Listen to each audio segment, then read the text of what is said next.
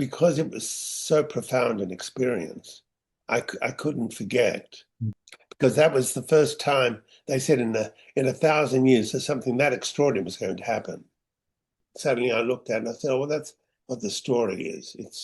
It's you've got your villains and you've got your heroes, and how did they survive? And why has this story lasted? So what we see is just, we see the three wise men with the star. We see the Holy Family, embracing the child and the three wise men. So all of that is picture postcards. But the reality, I wanted to find out.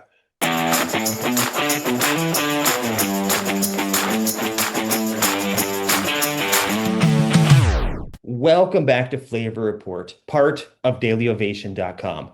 My name is Joe Winger, and today we have a repeat guest, actor, producer, Thaao Penghlis is back with us. Welcome back, Thaao. How are you? Oh, I'm good, thank you. And it's nice to be able to chat with you, because I always feel, as we talked about, going deeper, that's very gratifying. I always look at things through food. I always think, do you have instant food to have, or do you go deep and have a smorgasbord of many things at the table?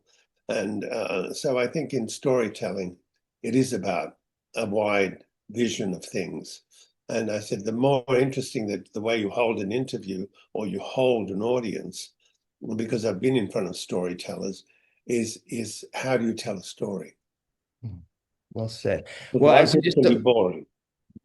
as you just alluded to, the last time we spoke was when you had your book, Seducing Celebrities, One Meal at a Time. Yeah. And we touched on your decades of experience as a performer, theatrical movies, TV movies, obviously your daytime work. So today we're talking about your podcast, The Great Escape. Tell us a little bit about the story and what inspired you to want to tell it. Well, it was like when I read in the newspaper about people climbing Mount Sinai. And there's something about, why we build churches and with tall steeples, because in some way, the higher we go, the closer we are to God. And so when I climbed Sinai, and I saw how its effect, because you had to trek 8 hours across the Sinai desert to get to and then walk 4.5, 5 hours to the top. This story was when I read about the sacred sites that the Pope had proclaimed of the escape of the Holy Family during the time of Herod, where the Christ child, and with Mary and Joseph, had to escape because of the threat of him being the next king of Judea. And so, and that Herod found as a great threat. And so that's why we had the massacre of the innocents. And what I found was that there are 8 sacred spaces. So I took 2 weeks off and took a guide with me and drove to all these areas and how they affected me, especially when I came to the Church of the Palm. And the Church of the Palm, and why it was called that, was because a rock at one stage was falling down the mountain, and the Christ child put his hand up to protect his parents, and he was only like 2, 3 years old, and he put his hand up, and there was an imprint left on the rock, and that's why they call it the Church of the Palm. I thought it was because of the palm trees, the church, because it had palm trees around it. No, it was because of that. And so every place I went brought about a different sense, because I remember a friend saying, do we have to rush out of here? Can we just sit for 5 minutes and take it in? So I always remembered that as a piece of advice. And so I did. I stayed overnight. I watched children coming down into the cave from their Christian school, and they would do their prayers. And it was kind of interesting watching how deep they went into their prayer, and silently. And you weren't even in the room, in the cave. They just came down to because in front of them was the Virgin Mary and all these candles burning. And so they did their cross and rushed out. So what I saw in those 2 weeks was such an extraordinary thing because they brought what it did in Egypt, it brought the Coptic religion, which is the Christian religion in Egypt. So it was interesting to go to churches and listen to, in a foreign language, Christianity. Um, you don't even have to understand the language, but the way it resonated, the way people took it in, that was beautiful. So I spent those 2 weeks up and down and in caves, and then I came back to America, and then I did that in 2010. And then through the years, I thought, I'd like to write that story. And then I thought, well, how does that story tell? Well, we've always seen the Christ in the arms of Mary and Joseph and the three wise men bringing the gifts of frankincense, myrrh, and gold, and all in beautiful jeweled boxes. But where did the three wise men come from? People don't know that they came from a place called Saba in the north of Persia, and King Phraates, who was the Persian king at the time, they were important for the royal court because they were able to tell the king and his council what was to come through because of the stars in astronomy and astrology, and also their psychic ability to interpret dreams. And so I thought that was a very interesting kind of dynamic of where the Zoroastrian religion, which has a fire burning for 1,500 years, never gone out. And, so I thought, what would be the image of them? They would be surrounded by this incredible fire that was burning, and they would do their meditation before they went in to see the king to give their daily reports. And so I thought, it was kind of interesting. And who were the villains? So you have two villains. You have the king of Persia, who was quite the villain, and then you had Herod. But in between, you had the Holy Family and the three wise men coming through. And how did that surface, and what was the threat? And that's what the story. Suddenly, I looked at, and I said, "Oh, well, that's what the story is. It's you've got your villains and you've got your heroes, and how did they survive? And why has this story lasted for over 2,000 years?" And so, because I always thought, the Christ child was, just born when the three wise men. But then you think, well, the three wise men couldn't have crossed the deserts of the Sahara, and in that amount of time. By the time they reached the Holy Family, the child was already 2 years old. So what we see is just, we see the three wise men with the star. We see the Holy Family, embracing the child and the three wise men. So all of that is picture postcards. But the reality, I wanted to find out, how long did it take them to cross, which would have been months, and to prepare for it and for the right climate, and to get the permission from the king that they were going to go to bring and acknowledge this new king that was being born. Because that was the first time they said in 1,000 years that something that extraordinary was going to happen.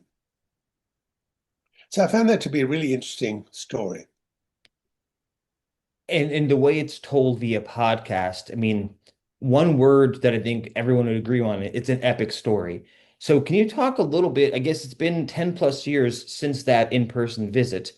How long did it take you to create the script and decide what parts of this epic story we're going to leave in the story? What do we unfortunately have to leave out? What was your writing process like? Well, I have very good recall because I think I've told the story sometimes during dinner with my friends and all that. So you tell the story. The trouble is, how do you tell a story that complex and one that is already, a classic? And why will it sound different coming from you? And, there are a lot of people, when they do tell stories, they use too many bridges, like, and then, uh. how do you drive it? How do you know how to drive a story through? And so I found it, because it was so profound an experience, I couldn't forget the effects it had on me. Because, when you see a country like Egypt that is mainly Muslim, and then you see that maybe 10% are Christian, and how did that Christianity come, and how did it remain? And I remember I went in 2019. I went in a church in Zaytoum, in 30 minutes outside of Cairo, where for a whole year, in the early hours of the morning, the Virgin appeared on top of this Christian church, St. Mary's, and I thought that, and I read on that, and it's that she came in different images, and sometimes there were doves flying around her, but she was huge. It wasn't, and they thought at first, the two workmen who first discovered it, and then told, and then people would come, and a lot of miracles took place, and so, you collect evidence to tell a story. So that kind of was one of the things that in 2019, because I didn't write this story until the beginning of last year. So it took me a year almost, 9 months. And then how do I tell the story of the drama of Herod and Phartasis and the three wise men? So I found it really extraordinary to go in and tell the part one, which was the journey of the discovery of those sites. And I remember the man in the booth said to me, "Wow, I just love your story. I love this story. Why? Because nobody has told this story this way. It had a different element to it because it was about discovery." And so those are the moments that are signposts in your life that remain. Mm. And so when you recall, it's funny, I suddenly go into my head, and then I start seeing myself and where we went and how we arrived and the struggles in between. And so when I sat down, I thought, well, how am I going to do all these voices at that moment? Because you can't pause when you're recording in the studio. You have to drive it through. So I read it enough times to know that when I had to do the voice of Herod, or had to do the voice of the King Phartasis, or the three wise men, or the angels, when they came to Joseph to tell him about the threat, those elements you don't forget. Mm. You know what I mean? It's like, the things we remember about our youth, what do they remain? We remember our parents well, hopefully. We remember, the gifts we got. We remember the failures we've had. Those are the things that stay with us. And so I found, because being an actor, I found that I was able to recall, and I couldn't believe the clarity, because once I got in to telling a story, Mhm. it was like I was turning pages. And suddenly my voice was getting faster than I could type. So and that was the exciting thing, because I thought, oh, so then I had to go into the booth and tell these stories and use all these voices. I had to do it instantly. And being an actor who's had to play different parts, I was able to use the element of the voice if I wanted to go high or lower, Mhm. in order to give the element and differentiation between the characters. So you've mentioned your voice a few times. We're talking about the Great Escape, a podcast. You're currently probably best known for your daytime TV work, and I think it's pretty well known that daytime TV has a very busy schedule, a lot of pages every day. And as an actor, you're kind of forced to get through, I'm not even sure how many pages you would do in a day, but it's more than anyone would ever assume. Is that a pretty correct assumption? Yes, well, at nighttime they may do a film, they may do 4, 5, 6, 7 pages a day. Imagine we do 5 times that. Wow. So now you're in a recording booth for this. What's preparation like, and what's that schedule look like as far as how many pages are you doing per session? I don't like doing it in the mornings. Okay. I'm better in the afternoons. We all know our times where we perform better. So I like the afternoon because I'm loosened up from the morning. Um, but going into the booth, somehow, because when you write something and it comes at times, it comes through you rather than from you. You understand what I mean?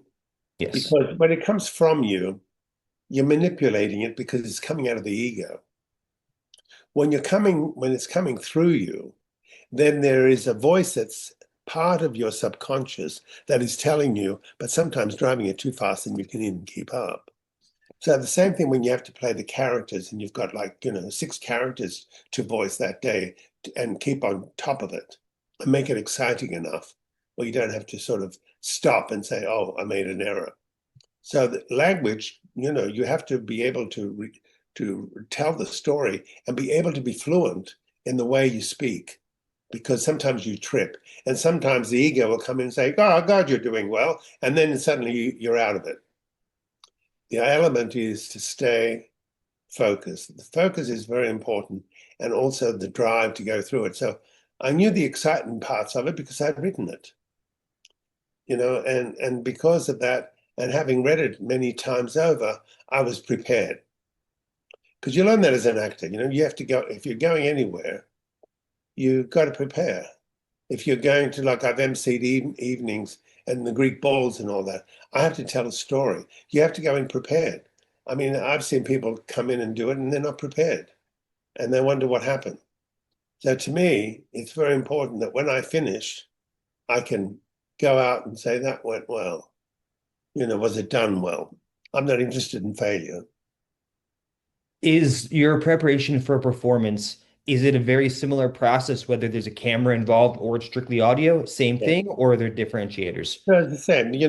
When you do live theater and there's the audience out there, uh, and very quiet, but you feel their presence.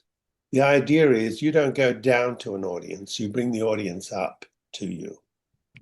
So what I used to do, they're all different techniques. What I used to do to work in the theater was when the curtains were closed, I used to lie on the stage and do a meditation. And in my mind, I brought the audience back up to me on the stage. So when the curtains are open, I was already there with them. So it's all about preparation. As we've kind of hinted at, it is an epic story we're telling, a lot of action, a lot of adventure, and yet sometimes when we think of adventure, we don't think of necessarily emotion. We think of just the action of it all. Whereas I think your performance brought so much subtlety and emotion. I listened to it on my morning walk, and I was surprised how often I'm walking down the street, and I was just sucked into it because of all the between you and I'm going to get her name wrong, so I want to make sure I say it correctly. But what an amazing job she did, You'll send Jill them. Santa Benez. Is that correct? Yeah. I mean, I thought the production value is amazing. So whether it's for you as a performer or you as a writer, what kind of discussions were involved as far as how much production value came to this and how much, from an audio point of view, you really laid out the epic, the action, and the emotion of the story? Well, I sent her the recording, Okay. and there were areas where she had to edit. I would tell her where I think it needed to be edited. How do you keep a story exciting by bringing in another element on top of the voice and the story itself? She was so in tune with it. And I think because she's a spiritual woman, Mm. she comes from a very spiritual family, uh, she got it right away. And also, you get take somebody on a journey and they've never been there, but the fact that she was able to bring in the Middle East sounds, I thought that was fantastic. Or the horses, or the time of the miracles. But I would come in and say, I need here for it to be quieter, so it doesn't seem too dominating. when the miracles happen with the Christ child, I want to feel like I've gone into a church and the Hallelujah chorus is there behind me, not bombastically, you know. I mean, you want it to be subtle because you don't want to miss the imagery that is given to you through the voice and the sound, so that the audience grasps that they're in a place they've not been before. And that's the trick to it all, is if you're going to take someone on a journey, how do you not let them pause and say, I want to get off? You want them to keep going. And that's where the story becomes gripping, because you do have villains and you do have miracles and you do have the sounds that come in that to me were cinemascope in a sense. Looking, she brought in, I wanted that element because I'm always been collector of soundtracks. Oh, okay. And so all that music for me was very important because it added another element. So in the end, without her, it wouldn't have been as successful story, because there are so many elements. And the difference between this and the first one I did on Schliemann and Discovering of Troy, I would have had different sounds, but I didn't, my agents were controlling it at the time. But this time I learned and I had the freedom because it was my job to make sure he couldn't, and she was very available to it. And so, when we sat back, I was surprised how it turned out, to be honest. So today we're talking to Thaao Penghlis. His podcast called The Great Escape is available now. It's on iHeartRadio, Apple Podcasts, Spotify. Basically, everywhere you can find a good podcast, you'll find The Great Escape. You mentioned a moment ago about how I found it to be, and I hate to use this phrase because it's not a book, a page turner. Had it been a book, I would have gotten through the first 100 pages in that first sitting. Is there a scene for you that's your favorite that you just love to go back and listen to? Is there a great moment that you want the audience to find and really appreciate, whether it's production value, performance, or for the story itself? I like, it's what people said to me about the first part of the story of the journey there. They had never heard me that kind of humility that I brought to, and the discovery that I was just a pilgrim. I didn't go there knowing it all, or being egotistical about what I had and where I was going. It was a sense of discovery. I think the moment I like the chase scene, especially the opening of the second half. I like the chase scene.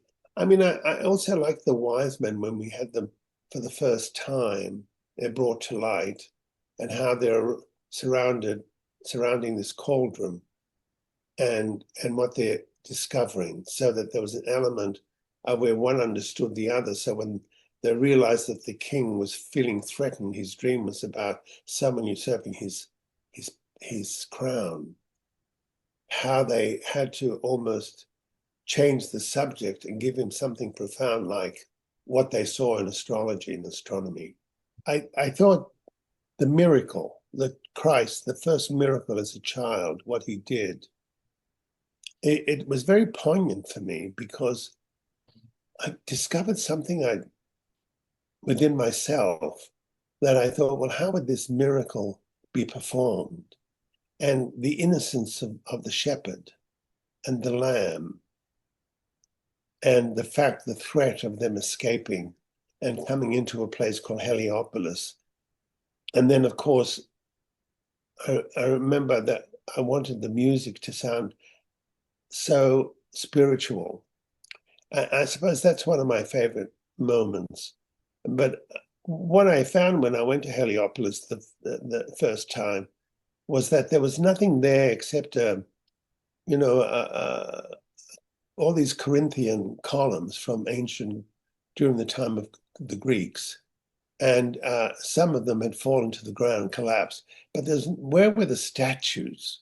Where were the statues that when the Holy Family arrived and they came into Heliopolis, that they said that the statues the of the Egyptians collapsed in their presence, and the palms bending down, bowing to them. Where were these statues? And I thought, was it just a myth? And what I found was National Geographic a few weeks ago had a story, and there they were. They were uncovering what I couldn't see under that ground that I walked upon. They found all these magnificent statues of Ramesses II. It was just phenomenal. So, all those things that you discover as you go along, add to the story and the way you tell it. You can't tell a story being vacant. There are many elements that come that change the sound of the voice, the element of the story, and that is experience. And what is the foundation that all those experiences have created? So, looking for advice from you now. If an audience member has found the podcast, they've listened to it, it's really pulled them in. Clearly, you've done so much research.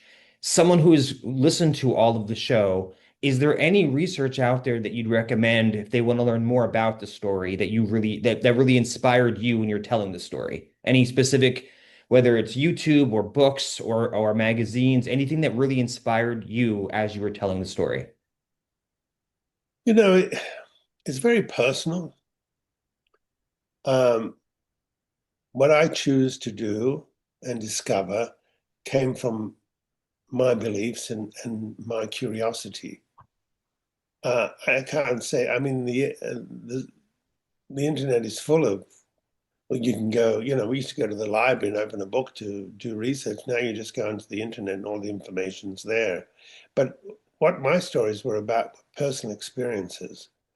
I can't say that I read anything anywhere in books and all that. I really found it out of discovering and curiosity of being there. When you've walked the path, you know, there's a difference in having read about the path. There's an element within you that you remember and you don't forget because became personal. You don't go on those journeys and those treks um, and not feel that sometime in your life it will add to an element you don't even know. So we're like a library. We have so many things stored of experiences. It's being able to tap within yourself the areas that can then make the element of the story through experience a more interesting project. So as far as people are concerned, um, if you want to tell a story, I think you need to walk the path. I mean, I remember climbing Sinai and there was a little church on top, and there was this monk that they were carrying out. He was 95, and he said to me in Greek, "Thank you for coming." And I said, "Why are you thanking me?" He says, "Because when you walk the path, you keep it alive." And so those of us who keep history alive, you know, just like the Schliemann stories, um, and all the other stories that I want to tell, we have extraordinary tales out there waiting to be told. And that's why we have movies, that's why we have television. The only trouble is we keep repeating ourselves because it's always comes down to money. Mhm. So otherwise, I'm feeling, I feel like even though I've had an extraordinary life, I still feel like there's so much more to discover. And the only thing that saddens me is that, well, how many years do I have to do these, and even physically? So that's why I'm going back to Egypt and to Jordan. And I want to go up to Mount Nebo in Jordan, where Moses finished his last days. It's extraordinary up there. So I've done it 3 times, but this time I'll go with a different intention and maybe to tell the story. We're talking today with Thaao Penghlis. The podcast is called The Great Escape, available where all great podcasts are, whether it's iHeartRadio or Apple iTunes, Spotify, etc. Clearly, there's a lot of religion and spiritual tones and themes in it. Let's pretend at least half the audience might not be that into religion or spirituality. what message do you hope the audience receives from this story? Well, it's a story of faith. It doesn't have to be a religious experience. Faith is believing in yourself and your fellow man and how you treat each other.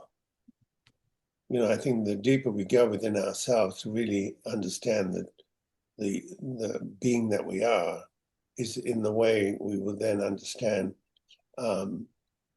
how we treat people. And you can see today, look where it's led us, to such chaos. And I think people start forgetting that we're dealing with human beings. I mean, the way they've been attacking human beings in the streets and all that. I mean, we kind of lost the focus of who we are as human beings. And it's what wars do, that's how. So we have a war going on in this country, which is terrible. And it's the conflicts that are being created by certain men. That's why the story of Mary, to me, I always find that women have more to offer than men. Men, trouble is, they work too much with their egos. And I think women come more from the heart. That's very well said and beautiful. And I think, as you alluded to, there is so much crisis and drama happening in today's world because of ego. And so I think the more we hear these stories that remind us of the good and the bad, and this isn't new. History is, Yeah.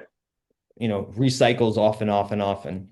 So to recap, it is an epic adventure. It is a huge story. It's the podcast is incredibly well designed from performance to all the different sounds, and it's a great experience. What are your next steps with the podcast? What's your next steps with The Great Escape? What are you hoping for? Well, as I was writing it and then recording it, I thought, this should be a movie or a miniseries because it's a story that has a different point of view. It's also bringing in that the wise men are not so much a myth, but they really existed. And also the fact that, the mask of the innocence.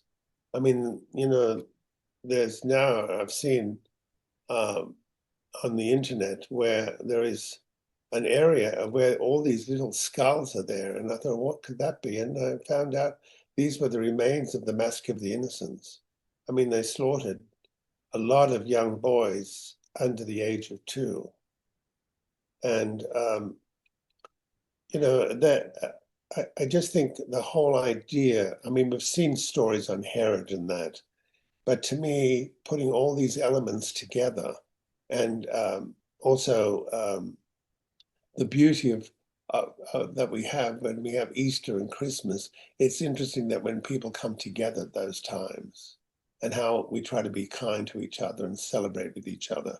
And so this is a kind of story, I think, that would help anybody celebrate because through it comes the survival of goodness and not villainy, and that wins out. So I like the story of that kind of success and that goodness over evil, and I just love the idea of Mary, and I realize how many times I've gone to places like many monasteries, and somehow the vision of Mary comes to me.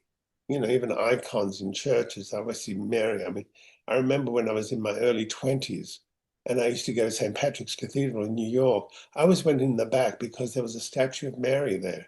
And that's where I used to go to sort of let my thoughts out. So she's always been prominent in my life when it comes to faith. And it's not about being religious, it's about being spiritual, and it's about how you listen to your fellow man and understand without judging them. I mean, there's a wonderful element within yourself when you come out of those areas and you feel like you've been touched by something that was kind.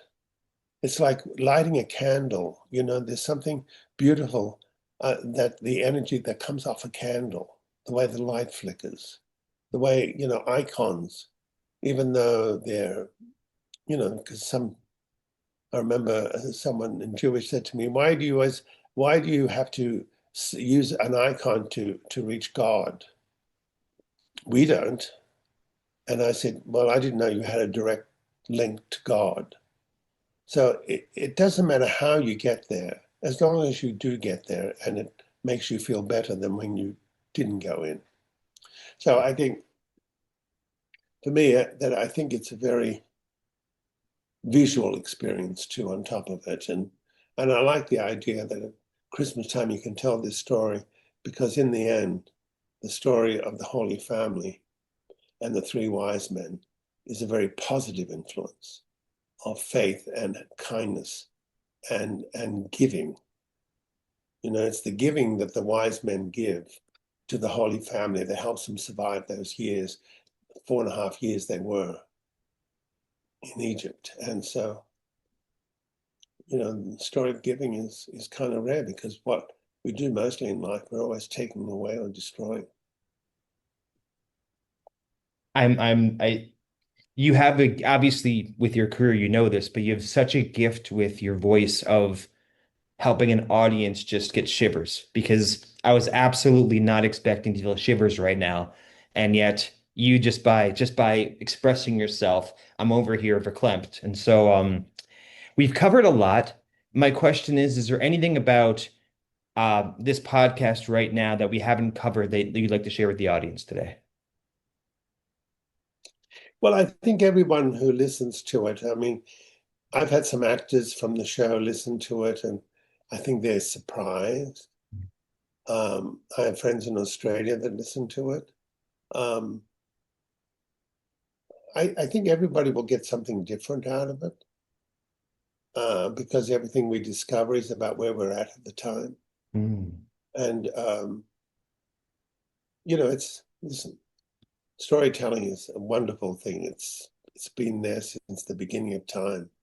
And, you know, when you think of people like Homer, who wrote the Iliad and the Odyssey, we've got the Odyssey coming out this year. We're still telling that story. Why? You know, it's about the hero coming home and the faith that the wife had that her husband was still alive. So it's those stories, you know, storytelling is very important because if we don't have stories to listen to or to tell, then what do? We fight. We envy, get envious of things and all this. No, the thing about stories is to allow you into something that maybe you've never heard before. And when you come out of it, you're that much more being rewarded because of having taken that journey. And that's why I feel, and that's why I feel that this story has to be told in the bigger element where, because it's such a visual experience as well. We're wrapping up today talking with Thaao Penghlis. The podcast is called The Great Escape, available on all podcast networks such as iHeartRadio, Apple iTunes, Spotify. Thaao, thank you again for the conversation today. And really, I hope everyone out there goes and finds this podcast because it's a very fast moving story. And as we're discussing, it's very universal themes. So there's reasons for everyone to enjoy this story. Thank you for your time today, Thaao. Thank you.